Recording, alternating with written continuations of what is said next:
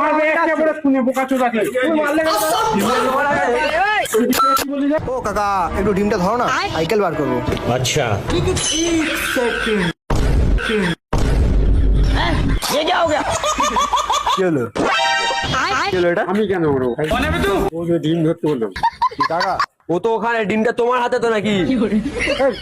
আমি ডিম মারবো কেন? ওই তুই ডিম মারলি? এ বলছে তুই মেরেছিস?